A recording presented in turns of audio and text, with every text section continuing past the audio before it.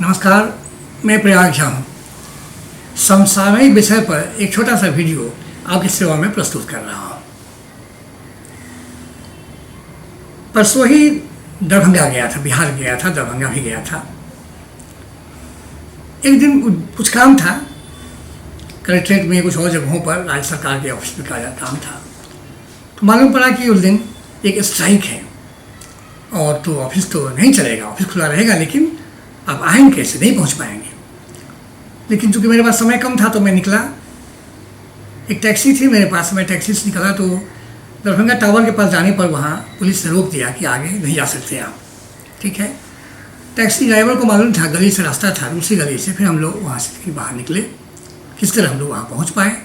फिर उसके बाद दूसरी जगह और जाना था, वहाँ के निकले तो वहाँ भी एक गुमटी थी दरभंगा स्टेशन के पास में, दोनार में। उस गुमटी के पास भी ऐसे ही 6-7 बच्चे खड़े हैं, बच्चे, छोटे छोटे बच्चे, और झंडा हाथ में लिया हुआ है, वो चक्र वाला झंडा होता है जो बुद्ध का, वो झंडा लिए हुए खड़े हुए हैं, रास्ता को बंद कर रखा है। मैंने पूछा कि हमको आगे जाना है पर नहीं जा सकते आप, हमारी स्ट्राइक है, आज हमने बंद रखा है, ऑल इंडिया बंद है, आप आगे जा ही नहीं सकते। तो परेशानी थी। अब वहाँ दूसरी जगह जाने के लिए थोड़ी कठिनाई हुई, लेकिन फिर किसी तरह से पूछताछ कर लोगों से कि दूसरे मार्ग से दूर होता था वो, लेकिन मैं पहुँच गया अपने ऑफिस में। काम तो थोड़ा बहुत जो भी था, जो होना था हुआ, नहीं हुआ। शाम तक हम काम करके अपना वापस आ गए। देखा कि छोटी जगहों पर कई जहाँ चौराहा है, जहाँ से लोग जाने आने की ज़रूरत है, उन जगहों पर 6-7 बच्चे, 15 साल से कम के बच्चे खड़े हैं झंडा लेकर और सब नारा लगा रहे हैं कि आरक्षण नहीं लेने देंगे, आरक्षण नहीं छीनने देंगे। पता नहीं सर क्या आरक्षण की बात हो रही। तो मैंने पुलिस वाले को पूछा कि ये क्या छीनने की बात कर रहे हैं लोग, कौन छीन रहा है आरक्षण इनका। बोले ये दलित समुदाय के लोग हैं, आपको जजमेंट आया है, सुना है कि हमको ज़्यादा जानकारी नहीं है, सुना है कि सुप्रीम कोर्ट से कोई जजमेंट आया है जिससे इनका आरक्षण छीनने का चांस है, इसलिए सब स्ट्राइक कर रहे हैं। और यहाँ बड़े बड़े लोग समर्थन कर रहे हैं इसका, तेजस्वी यादव और पवन पासवान, चिराग पासवान, अनेक बड़े बड़े नेता हैं, सब इस आंदोलन का समर्थन कर रहे हैं। वो तब ध्यान में आया कि ये सुना तो था, ये पढ़ा भी था कहीं कि एक निर्णय सुप्रीम कोर्ट ने दिया है कि दलितों के बीच जो आरक्षण है उसमें क्रीमी लेयर का एक सिस्टम लागू किया जाए जो ओबीसी के लिए पहले से लागू है। उससे क्या होगा कि जो लोग पहले से आरक्षण ले चुके हैं उनके परिवार के लोगों को पीढ़ी दर पीढ़ी वो आरक्षण न मिले, क्योंकि वो लोग संपन्न हो चुके हैं, ऊंचे अधिकारी रह चुके हैं, उनके बच्चों को पढ़ाई की अच्छी सुविधा उपलब्ध है, हर तरह से वो सुखी संपन्न हैं, उनमें कोई तरह की कमजोरी नहीं है, जिससे कि आरक्षण का लाभ उन्हें दिया जा सके। सुप्रीम कोर्ट ने यही कहा, इसलिए आवश्यकता है कि क्रीमी लेयर का कॉन्सेप्ट लाया जाए, यहाँ भी लगे दलित वाले रिजर्वेशन में भी, ताकि जो सचमुच कमज़ोर हैं, सचमुच निर्बल हैं, जो असहाय हैं, जो गरीब हैं, जिनको सुविधा की आवश्यकता है, विशेष सुविधा की आवश्यकता है, आरक्षण सुविधा की आवश्यकता है, उनको ये सुविधा मिल सके, उनका विकास ढंग से हो सके, वो भी समाज के मुख्य धारा में शामिल हो सके। समाज की मुख्य धारा में शामिल होने के लिए उनकी परिस्थिति जब बदलेगी तभी वो संभव हो सकेगा।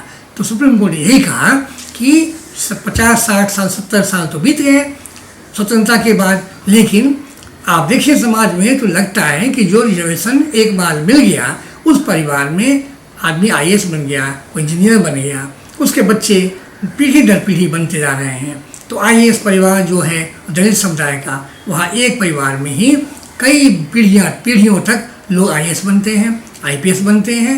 उसी तरह से आप देखेंगे तो इस ऐसे उदाहरण राजस्थान में, पंजाब में, बिहार में, झारखंड में, सभी राज्यों में अनेक उदाहरण हैं जहाँ हर तरह सुखी संपन्न व्यक्ति जो अपने बच्चे को सबसे अच्छे स्कूल में पढ़ाता है, उसका बच्चा भी आरक्षण प्राप्त करता है।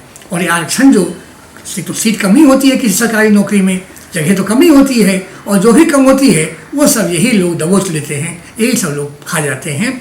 और जो सचमुच जो जिसको ज़रूरत है इसकी, उसको ये सुविधा नहीं मिल पा रही है। तो सुप्रीम कोर्ट जो निर्णय दिया है बहुत प्रशंसा के योग्य है, इसका सब सम्मति से समर्थन होना चाहिए। समाज के हर वर्ग को इसका समर्थन करना चाहिए, दलित वर्ग को भी करना चाहिए, क्योंकि उनमें जो पिछड़े हैं, अति पिछड़े हैं, जो अत्यंत ही कमज़ोर हैं, उनको सुविधा मिलनी चाहिए, उनको नहीं जो पहले से ही बहुत सुखी संपन्न हो चुके हैं और सरकारी अधिकारी बन चुके हैं।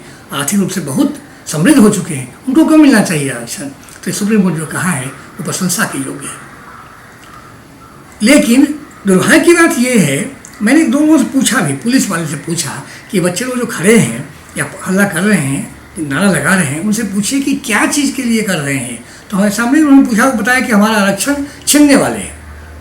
ये तो छीनने की बात कहाँ से आ गई? कौन छीन लेगा? बोले कोर्ट में कुछ डिसीजन आया है, सरकार हमारा आरक्षण छीनने वाली है। अब ये देखिए किस तरह से भ्रम फैला हुआ है, किस तरह समाज में जो लोग कम शिक्षित हैं, समाज में कमज़ोर वर्ग में हैं, उन लोगों के बीच भ्रम फैलाकर सरकार के विरोध में आक्रोश फैलाने की चेष्टा हो रही है। ये बहुत दुर्भाग्य की बात है और दुख की बात भी है कि सारी विरोधी पार्टियां सरकार का विरोध करने के लिए कोई न कोई बहाना खोजती रहती है और कोई न कोई कारण खोजती रहती है कि देश बंद कर दो, राज्य बंद कर दो, शहर बंद कर दो, स्कूल बंद कर दो, कॉलेज बंद कर दो, कुछ ना कुछ बंद करो, फैक्ट्री बंद कर दो, सब बंद कर दो, रोड पर हल्ला करो, दंगा करो, हल्ला करो और हिंसा करो। ये राजनीतिक दल जो हैं यही सब चाह रहे हैं। आपको सोच कर लगेगा, देख कर लगेगा कि चारों तरफ जो जिस तरह से राजनीतिक दल के नेता काम कर रहे हैं, वो सचमुच यही कोशिश कर रहे हैं कि देश में अशांति फैले, विकास, देश में विकास की गति है वो रुक जाए और देश समाज जो है विकसित ना हो, समाज जैसा था पिछड़ा हुआ, गरीब वैसा ही पिछड़ा रहे और आगे ना बढ़ पाए। शायद उनको इस बात का ये है कि अगर वो साधारण व्यक्ति पढ़ लिख जाए, सुखी संपन्न हो जाए तो उनको वोट नहीं देगा, उनकी झूठ में वो नहीं आएगा। तो ये समझ लीजिए कि समाज में राजनीतिक दल और जो लाभार्थी हैं वो और पढ़े लिखे लोग जो हैं वे सब मिलकर भ्रम फैला रहे हैं समाज में, अनेक तरह के भ्रम। आप बताइए, संविधान खत्म हो जाएगा, आरक्षण खत्म हो जाएगा, क्यों खत्म हो जाएगा? कैसे खत्म हो जाएगा? ऐसी कौन किसके पास शक्ति है जो खत्म कर देगा? वो बिना पार्लियामेंट के नियम पास किए हुए न आरक्षण खत्म हो सकता है, न कॉन्स्टिट्यूशन खत्म हो सकता। कॉन्स्टिट्यूशन खत्म तो हो ही नहीं सकता, क्योंकि कॉन्स्टिट्यूशन इतना विशाल है, इतना महान है, इतना पावरफुल है कि उसको खत्म नहीं किया जा सकता। कोई सरकार चाहे नहीं खत्म हो सकता। वो संविधान बना हुआ है, बड़ी परिश्रम से बनाया गया है, लेकिन समाज में भ्रांति फैली हुई है, चारों तरफ भ्रांति फैली हुई है। इसमें सोचें कि भ्रांति दूर कौन करे? तो सरकार नहीं कर सकती, क्योंकि सरकार ने ये निर्णय नहीं दिया है, निर्णय सुप्रीम कोर्ट से आया है। न्यायपालिका नहीं कर सकती, क्योंकि उनका एक काम ही नहीं है। उनका काम है कानून को समझना, संविधान के नियम के आधार पर जो डिसीजन है वो देना। उनका काम नहीं है पब्लिक में भाषण देना और जाकर लोगों को समझाना और पब्लिक रिलेशन करना, उनका काम नहीं है। तो ये काम किसका है? ये काम है प्रबुद्ध वर्ग के लोगों का, यह काम है मीडिया के लोगों का। टीवी मीडिया हो या सोशल मीडिया हो या जर्नलिस्ट हो, जो पत्रकार हैं, उनका काम है। जो सब पढ़े लिखे लोग हैं, जो समझते हैं चीज़ को, उनका काम है कि जनता के बीच इस बात की चर्चा करें, लोगों को पता चले कि क्या निर्णय है सुप्रीम कोर्ट का और उससे क्या प्रभाव पड़ने वाला है, उससे क्या सामान्य जनता को कोई क्षति होने वाली है या उनको लाभ होने वाला है। स्पष्ट है कि सुप्रीम कोर्ट जो निर्णय दिया है वो ये सोच कर दिया है कि जो आरक्षण का लाभ है वो समुचित जो जिनको ये मिलना चाहिए, जिनके लिए व्यवस्था बनी है, उनको मिले ये सुविधा, और ऐसे लोगों को नहीं मिले जो पुष्ट पहले से ही सुखी संपन्न है, पहले भी बड़े अधिकारी रह चुके हैं, उनके बच्चों को ये सुविधा नहीं मिलनी चाहिए। ये सुविधा तो वंचित लोगों को मिलनी चाहिए। यही उद्देश्य था अम्बेडकर महोदय ने जब ये प्रावधान संविधान में डाला था। उन्होंने तो बहुत लिमिटेड समय के लिए कहा था, वो तो हुआ नहीं, लेकिन जो उद्देश्य था उनका वो पूरा नहीं हो पा रहा है। और जो अम्बेडकर के नाम पर कस्में खाते हैं, दिन भर उनका स्लोगन लगाते हैं, वही लोग उनकी सोच को कार्य रूप में परिणत नहीं होने देना चाह रहे हैं। कि हाँ, इसमें मीडिया और जो पत्रकार जो हैं, ये सब लोग असफल रहे हैं जनता के बीच भ्रांति दूर करने में। मेरा उनसे आग्रह है कि भ्रांति को दूर करें। झूठ कोई फैला रहा है तो सच क्या है बताएं, पत्र के द्वारा, न्यूज़पेपर के द्वारा या टीवी के द्वारा, रेडियो के माध्यम से या सोशल मीडिया के माध्यम से, जहाँ भी हो, ये भ्रम की स्थिति को दूर करें, जनता से भ्रम मिटाएं, जनता के बीच सच्चाई फैलाएं, सच्चाई की क्या स्थिति है वो फैलाएं, उन्हें बताएं कि सच क्या है, क्या हो रहा है, क्या होने वाला है, ये बताएं उनको, भ्रम ना करें। इससे देश का नुकसान हो रहा है, बहुत क्षति हो रही है, देश की प्रगति हो रही है। वैसे ही विदेशी लोग हमारे विरुद्ध हैं। अमेरिका जैसे देश इंडिया के विरुद्ध काम कर रहा है, हर तरह से देश में अशांति फैलाना चाहता है। और दुर्भाग्यपूर्ण बात यह है कि अपने देश के अंदर भी जो विरोधी पार्टियां हैं वो भी यही चाहती हैं। कितना बड़ा अनर्थ करना चाहती हैं ये लोग, कितना बड़ा अनर्थ देश के साथ करना चाहते हैं ये दुर्भाग्य की बात है। तो मीडिया को कहा जाता है कि डेमोक्रेसी में वो भी एक स्तंभ है, उनका बहुत उत्तरदायित्व है, बहुत महत्वपूर्ण उत्तरदायित्व है। तो उनसे निवेदन है, उनसे आग्रह है कि ये भ्रम को दूर करें, भ्रम जो फैलाने वाले लोग, भ्रम जो फैला रहे हैं लोग, उनका विरोध करें और भ्रम को दूर करें समाज से।